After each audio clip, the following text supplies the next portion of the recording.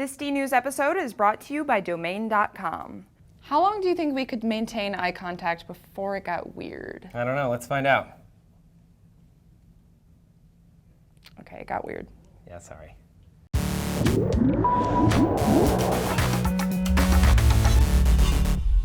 Hey guys, Tara and Trace here for DNews, and if you think eye contact is weird, you're not alone. When we lock eyes with a stranger, it can make us feel a little bit squeamish. But why is that? I mean, it's an essential part of communication, so why does it make us feel so icky? Well, according to a new study, making eye contact with someone makes us more self-aware, and that can lead to feelings of self-consciousness. For their study, researchers asked 32 volunteers to look at a series of photos featuring a person who was either looking directly at the camera or looking away. After looking at the images, volunteers were asked to rate how strongly they reacted to the photos, while researchers took measurements of their skin conductivity, which is an objective measure of how emotionally charged someone is. Turns out, volunteers reported feeling more emotionally tuned in when the people in the photos appeared to be making eye contact with them, and their physiology reflected that. It's important to remember, though, that this is a controlled experiment in a closed environment. It's entirely possible that in person, the effect would be even stronger. True, and it's also worth considering the cultural implications of something like eye contact. In the Western world, for example, it's considered rude if you don't maintain eye contact with someone as they're talking to you. That's not really the case for other cultures. In a lot of Middle Eastern countries, eye contact, especially between a man and a woman, is considered inappropriate because it can be construed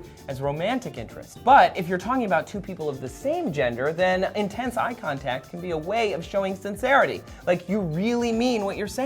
True. Asian cultures are probably the trickiest because their social hierarchies are so much more pronounced than they are here in America. They also place a huge importance on respect, and the amount of eye contact you make with someone is a direct reflection of that. So in places like China and Japan, for instance, it's widely accepted that subordinates should not maintain steady eye contact with their superiors, whether it's your professor or your boss or even your parents. The same is true for most African and Latin American cultures. In those countries, intense eye contact isn't just disrespectful, it can often be a sign of aggression. Yeah, it's crazy that something so innate to our culture might actually be offensive in other countries, but I guess that's the beauty of the world. No matter where you go, you're always bound to offend someone. And how?